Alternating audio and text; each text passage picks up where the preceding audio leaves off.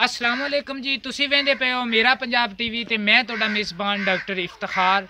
जिस तरह तुसी जानदे हो हर रोज़ तुहाडे वास्ते अच्छे तो अच्छा जानवर लियाउण दी कोशिश करींदी। इसे तरह ही अज एक गां हैगी सी मेरे भाई दी। मैं तो वैसे इत्थे कुदरती तौर पर आया एक जानवर के मामले च, लेकिन ये भी मैनू उन्होंने जानवर दिखाया, उन्होंने आख्या यार असी सेल करने, तो मैं आख्या चलो आप इहदी वीडियो बना देने। मैं उम्मीद करांदा भी तुहानू ये जानवर पसंद आवेगा।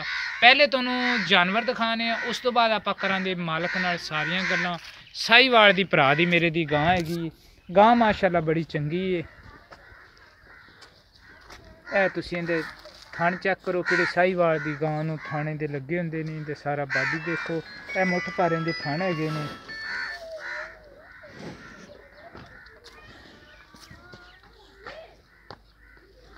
ये पिछले सूबे की रिकॉर्ड है, की हिसाब किताब रहा है, ये आप पुछांगे मालक तो सारियां गल्लां। लै भाई शौकत माड़ा जी तोरिया जी।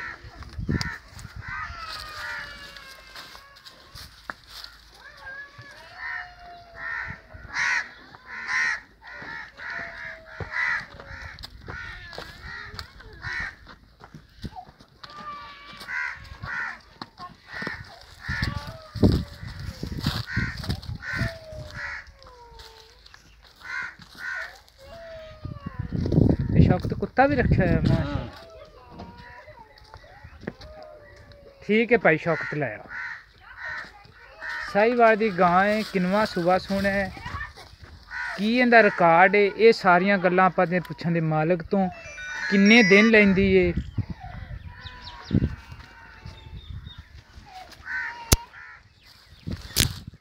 किहड़ा साहीवाल दी गां नूं थण लग्या हुंदा माशाअल्लाह, वही थण लग्या।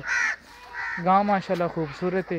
हुण करने आप भाई शौकत नाल इहदे इस गां दे बारे तफसील नाल सारी गल भी की हिसाब किताब इहदा, किवें गल इहदी।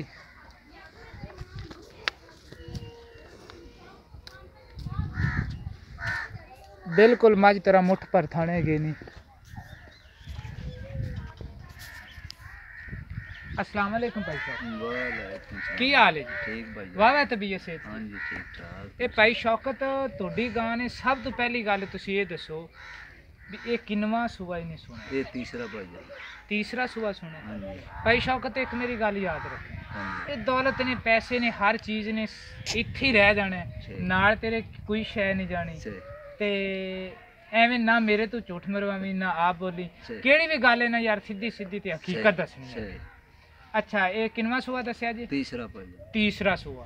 ये पिछले सूबे तेरे कोले किन्ना दुध करदी? 12 किलो बच्चे ਨੂੰ ਛੱਡ ਕੇ दो टाइमां दा 12 किलो करदी रही है, हाँ। बच्चे नूं पिया ते ਪਿਆ ਤੇ ठीक हो गया।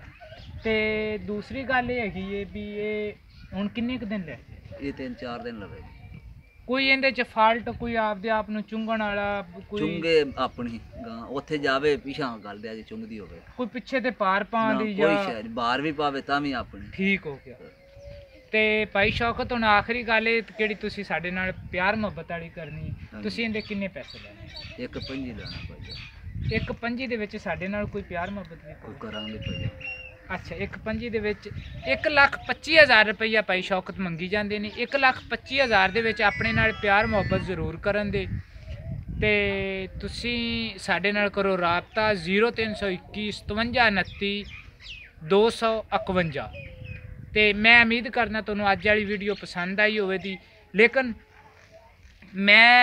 मेरी कोई वीडियो वेखण ਦਾ ਮੇਰੇ ਲੋਕਾਂ ਨੂੰ, ਮੇਰੇ ਭਾਈਆਂ ਨੂੰ ਕੋਈ ਨਾ ਫਾਇਦਾ ਹੋਣਾ ਚਾਹੀਦਾ। ਇੱਕ ਮੈਂ ਨਸੀਹਤ ਕਿਹੜੀ ਨਾ ਆਖਰ ਤੇ ਚਲੋ ਸਾਡੇ ਬੋਲਣ ਨਾਲ ਕਿਸੇ ਬੰਦੇ ਦਾ ਫਾਇਦਾ ਹੋ ਜਾਵੇ, ਉਹ ਮੈਂ ਹਰ ਵੀਡੀਓ ਦੇ ਵਿੱਚ ਕੀਤਾ ਕਰਾਂਗਾ।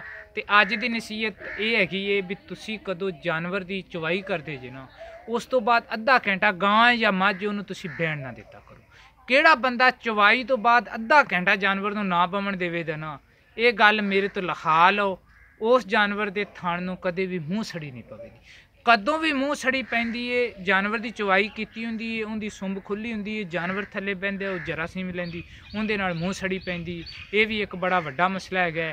ਤੇ ਇਸੇ ਤਰ੍ਹਾਂ ਹੀ ਹਰ ਵੀਡੀਓ ਦੇ ਵਿੱਚ ਨਾ ਤੁਹਾਨੂੰ ਇੱਕ ਬਿਮਾਰੀ ਦੇ ਬਾਰੇ ਇਨਸ਼ਾਅੱਲਾ ਦੱਸਦੇ ਰਹਾਂਗੇ।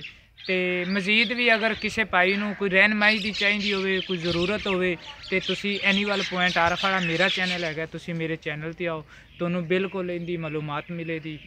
ਤੇ ਮੈਂ ਉਮੀਦ ਕਰਨਾ ਅੱਜ ਵਾਲੀ ਵੀਡੀਓ ਪਸੰਦ ਆਵੇ ਦੀ ਤੁਹਾਨੂੰ। ਪਾਕਿਸਤਾਨ ਜਿੰਦਾਬਾਦ।